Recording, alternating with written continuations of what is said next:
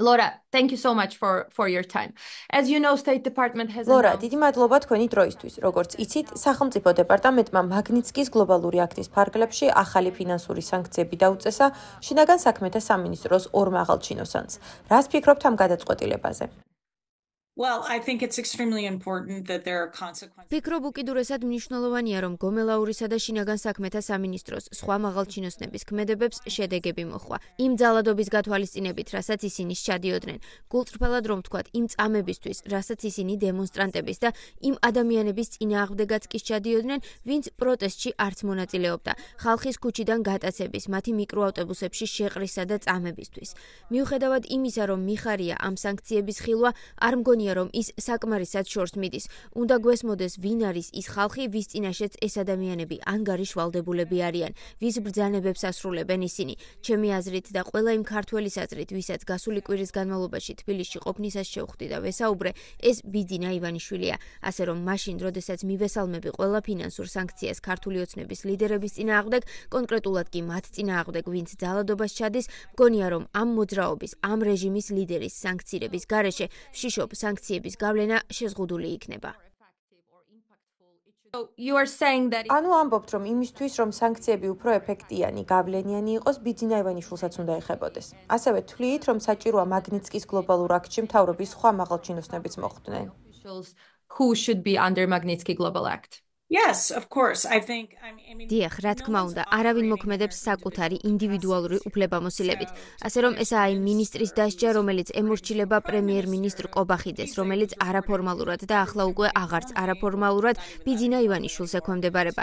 დიახ, ვფიქრობ, სანქციების სამიზნე ქართული ოცნების ლიდერები უნდა იყვნენ. ფინანსური სანქციების გარეშე ძალიან ძნელი იქნება რაიმე ბზარების გაჩენა პარტიაში. ასევე მჯერა, რომ ქართული ოცნების ჩამოშლა არის ერთადერთი გზა იმისთვის, რომ საქართველოს შეძლოს დემოკრატიის გზაზე დაბრუნება.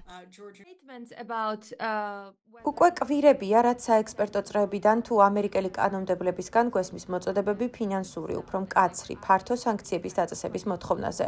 ბევრი ამბობს, რომ ეს სანქციები დაგვიანებულია. ეთანხმებით ამას, თვლით, რომ სანქციები გაცილებით ადრე უნდა დაწესებულიყო. Do you agree that these sanctions should have been imposed earlier? yes, I mean, as you noted. დიახ, როგორც თქვენ თქვით, ამ სანქციებზე დიდი ხანია ვსაუბრობდით. ეგრეთ წოდებული უცხოეთის აგენტების კანონის მიღებიდან ვამბობდით, რომ სანქციები საჭირო იყო. ვიმედოვნებდით, რომ ეს სანქციები არჩევნებამდე დაწესდებოდა, რათა ზეწოლა მოეხდინა და მთავრობის ქცევა არჩევნებამდე შეეცვალა. ეს არ მოხდა. მესმის, რომ მათი ამოქმედება ადვილი არაა და არსებობს კონკრეტული საკანონმდებლო მოთხოვნები, ბიუროკრატიული პროცედურები, რომლებიც ქვეყანამ უნდა დაიცვას ამის გაკეთებამდე. მაინც მჯერა, რომ როცა არსებობს ნება, არსებობს გზაც. კონკრეტულად ახლა კი ჩემი აზრით საქართველოსთვის კარი იხურება. საქართველო მართლაც სიბნელეში გადაეშვება თან ძალიან მალე, რადგან ქართულმა ოცნებამ სახელმწიფო, მათ შორის პრეზიდენტის ინსტიტუტიც მთლიანად მიიტაცა. დასაკარგი დრო აღარ გვაქვს, რადგან უკვე გადავლახეთ ის ეტაპი, როდესაც უკან დასაბრუნებელი გზა აღარაა და უკვე თითქმის ზედმეტად დაგვიანებულია. იმედი მაქვს, რომ მალე კიდევ უფრო მეტი ფინანსური სანქცია დაწესდება. Right before United States ამერიკის სახელმწიფო დეპარტამენტის მიერ მაგნიცკის გლობალური აქტით სანქციების გამოცხადებამდე ცოტა ხნით ადრე ბრიტანეთმაც დააწესა ფინანსური სანქციები ქართველი მაღალჩინოსნებისთვის. რამდენად მნიშვნელოვანია, რომ საქართველოსთან მიმართებით ამერიკასა და ევროპას, არა მხოლოდ ევროკავშირს, არამედ ევროპულ ქვეყანას კოორდინირებული მიდგომა ჰქონდეს. to act united or to act coordinated when it comes to Georgia. Oh, I think it's so important. It sends ეს ძალიან მნიშვნელოვანია. როდესაც ჩვენ შეთანხმებულად ვთანამშრომლობთ, ეს ერთიანი, კოორდინირებული გზავნილია. ეს ქართულ ოცნებას უფრო ურთულებს იმის თქმას, რომ კონკრეტულ გადაწყვეტილებას მხოლოდ ერთი ქვეყანა იღებს. არა, ამას ახლა ყველა მისი ყოფილი მოკავშირე აკეთებს. მესმის, რომ ევროკავშირისთვის მოქმედება უნგრეთის და ახლა უკვე სლოვაკეთის პრობლემის გამო საკმაოდ გართულდა. ეს სამწუხაროა. თუმცა ვხედავთ ევროკავშირის ინდივიდუალური წევრი ქვეყნების ქმედებებს. ვნახეთ ესტონეთი, ლიეტუვა, გავიგეთ, რომ ჩეხეთიც ამზადებს საკუთარ სანქციებს. ასე რომ მართლაც მნიშვნელოვანია, რომ კოორდინირებულად ვიმუშაოთ და დარწმუნებული ვარ, როგორც დიდი ბრიტანეთისა და შეერთებული შტატების შემთხვევაში ვნახეთ, კომუნიკაციის ხაზები ქვეყნებს შორის ღიაა. როგორც უკვე ვთქვით, კვირებია, რაც დემოკრატიული და რესპუბლიკური პარტიებიდან გვესმის კანონმდებლობის მოწოდება ბაიდენის ადმინისტრაციისადმი, რომ სანქციები დააწესოს. ასევე საიდუმლო არაა, რომ ქართულ ოცნებას იმედი აქვს, რომ 20 იანვრის შემდეგ ტრამპის ადმინისტრაციასთან მათ უკეთესი ურთიერთობა ექნებათ. აგვიხსენით, რამდენად მნიშვნელოვანი და იშვიათია ორპარტიული შეთანხმება ნებისმიერ საკითხზე ვაშინგტონში და გვითხარით, რას ფიქრობთ ქართული ოცნების იმედებზე.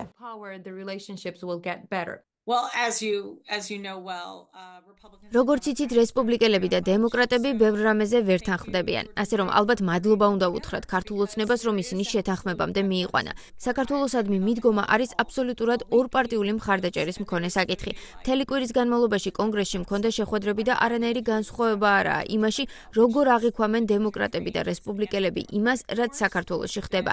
რაც ხდება კი ისაა, რომ ქართული ოცნება არის ანტიდემოკრატიული ძალა, არჩევნების საეჭვო იყო. საჭიროა ახალი არჩევნები, რომ არსებობს ძალადობა და ასე შემდეგ. ამაზე კონგრესი ერთიანია. ფიქრობ გასაოცარია იმის მოსმენა, რომ ქართულ ოცნებას სჯერა, რომ ტრამპის ადმინისტრაცია მოვა და მათ გადაარჩენს. ტრამპის ნაცვლად ვერ ვისაუბრებ და არც მისი საგარეო პოლიტიკის ექსპერტი ვარ, მაგრამ რაც გამოცდილებით ვნახეთ, ისაა, რომ ის საქმიანი გარიგებების მხარდამჭერია.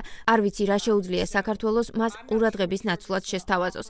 მას სხვა პრიორიტეტები აქვს, ის ჩინეთსა და სხვა საკითხებზეა ფოკუსირებული.